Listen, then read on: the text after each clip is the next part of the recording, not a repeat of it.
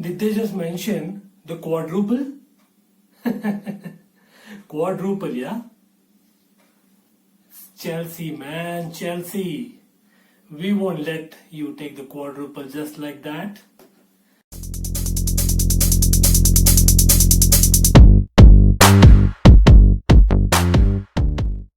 Well, welcome back to the RCF Chelsea Fan TV, and here I am, very excited because we have beaten Manchester City in the FA Cup semi-finals. Yes, that's what we have done.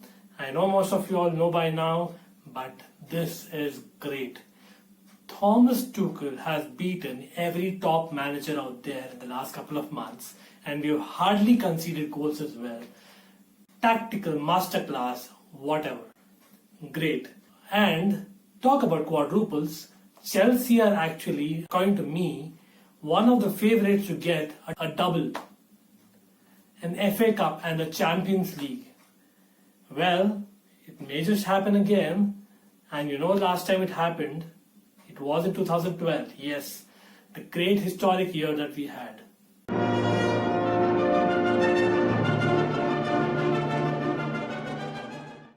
Well, now that we have beaten Manchester City and into the finals of the FA Cup and have a great chance of winning the trophy as well, I believe it's important to note what were the things which stood out. So I thought of continuing the 3-point series. I don't know if you all actually took a look. Yes, please take a look at all my videos.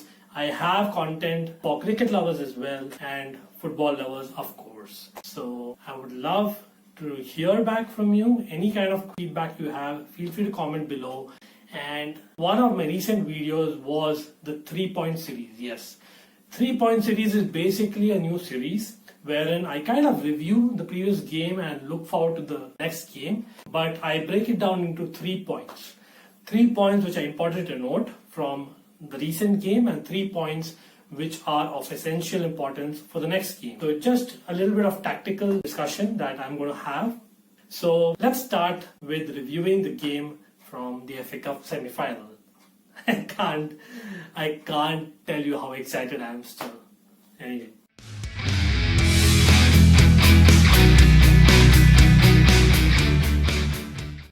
Thomas Tuchel, Tinkerman Tuchel's masterclass. It was a tactical masterclass. Even I did not predict that he will not play Kai Havertz, but in fact have Timo Werner, Hakim Ziyech. Well, I did predict that Timo Werner will play, considering the way Manchester City would be setting it up, but I did not expect Hakim Ziyech for sure. What Hakim Ziyech did is that he did not even play as an attacking midfielder. He was actually playing as a centre forward. Yes, it was Werner was making the runs with his pace, and then crossing the ball to Hakim Ziyech was right in the centre in front of goal. It was actually a 3-4-1-2, not a 3-4-2-1 as most predicted. And even Werner, it wasn't on the counter that he was playing. We dominated. Thomas Tuchel has got the team passing and playing out well. I cannot believe it. To be very honest, Ziyech and Werner both should have scored more. We got a 1-0, yes, 55th minute Ziyech's goal, but Ziyech had an offside goal disallowed. He had a chance which was actually supposed to be taken and the ManCity goalkeeper somehow blocked it. And a run in the second half by Werner should have been dribbled and scored as well.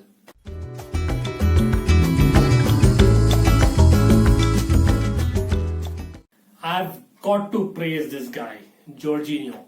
Gorgino had an utterly forgettable performance against West Brom. Yes, one of the recent performances, it was similar to the Bakayoko performance against Watford. But I don't know what has happened in the last couple of weeks. Again, he's risen when Kovacic was missed, when Kante was just coming back from injury. It is Gorgino who's been our midfield maestro number 1. He was great yesterday. He was great in the match. Absolutely fantastic. Playing out when there was so much pressure put on him by Manchester City players. Some of the top midfielders of the world play for them. And Gorgino it was who came out on top. He was a Rolls Royce of a player. I hope he continues this form as we really need in this business end for sure. Not only that, he got the ball out of precarious situations. Really courageous performance from Gorgino. Not a foot behind, and he was there for the tackles as well.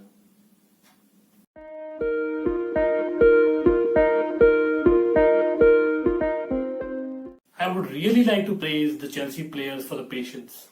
No one got rattled by the performance of the most important man on the pitch, Mike Dean. Yay! Mike Dean, the referee, was really an utter disgrace. I don't know what was he doing. Fernandinho has one of his videos or something like that, or some, I don't know. Fernandinho actually stamped on Mason Mount. It was actually a boot on his face. And he got nothing. They just laughed it out. No VAR, no referee, not even a discussion, I believe. Whereas Reece James, he got a terrific tackle in and he was booked, I think in the first half an hour or something like that. Somehow, we gathered composure and we dominated them for the whole of the first half. I remember one of those turns, Fernandinho tried to have one of his kung fu moves towards Mason Mount. And Mason Mount, what he did is he just turned around and then went with the ball. Bye, Fernandinho. Bye. I can't tell you. It feels great to be the dominant team against Manchester City after so long. Well, that is what Chelsea is known for, especially in the cup competitions. And we are back, baby. Mark my words.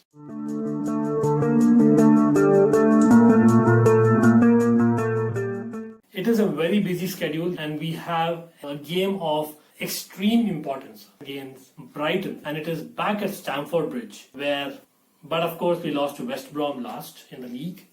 But I believe that was an anomaly and we will be back for sure. Brighton, they are quite safe as well, about 6 points away from relegation. I believe it will be an open game and they have nothing to lose, and so do we. No, actually we do. Surely we need top 4. Hopefully even further ahead next season. But with Liverpool breathing down our neck, we need to win. 3 points is essential. So let's look at the 3 points to pick players for this game.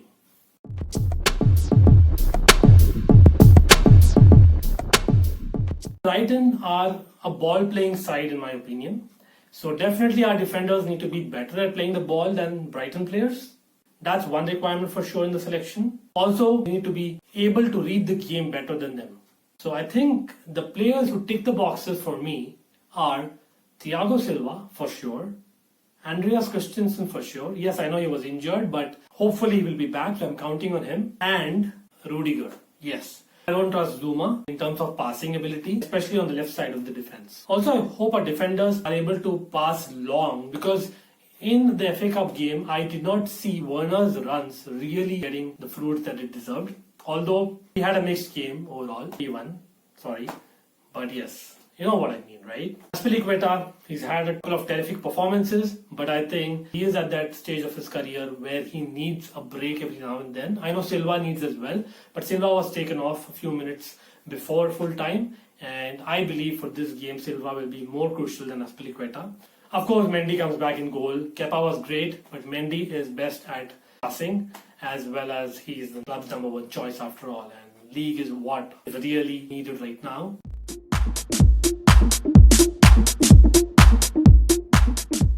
We should look at workload congestion that players have had. Running that we've done in the recent games has been immense. So that is the criteria that I would pick as the point for midfield selection.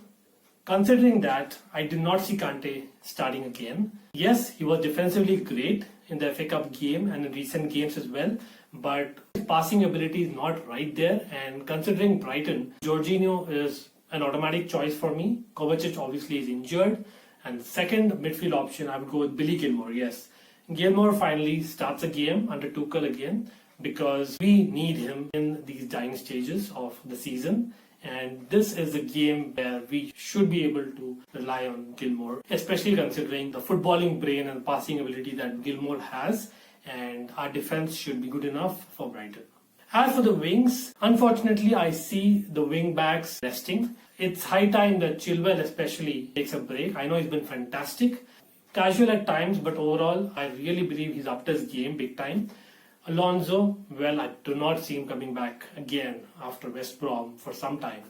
So I actually would pick Emerson, yes, because Emerson came in against ManCity as well, although he played as a midfielder for a few minutes, but he's had decent performances and I believe can do the job against Brighton at left wing. As for right wing, it would be Callum Hudson-Odoi, yes. Hudson-Odoi is needed because this is a game where 3 points are crucial. We definitely need 3 points and nothing less. And the creativity of Hudson-Odoi is key, which was great in the Palace game as well.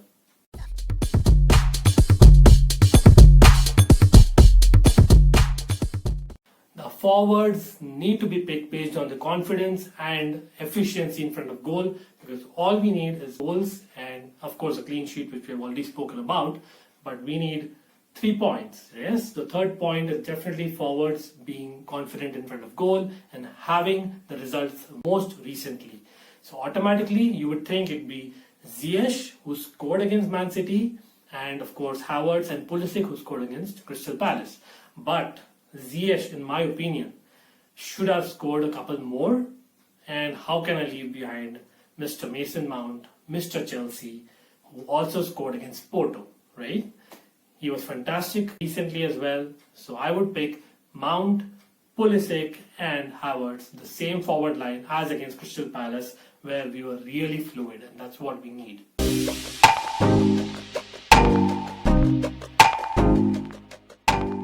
Before I end, I would like to pass a message. Please, please, please, there are reports that the situation has really got out of control, especially in India again, with the virus. Take care of yourself. You need to definitely stay hygienic. Keep social distance. Social distance maintenance is key to this, and wash your hands at least a couple of times an hour. Wear a mask in case you have to go, only for emergency though, and take care of yourselves. For now, keep the blue flag flying high and up the Chels. Yeah, Wembley we come.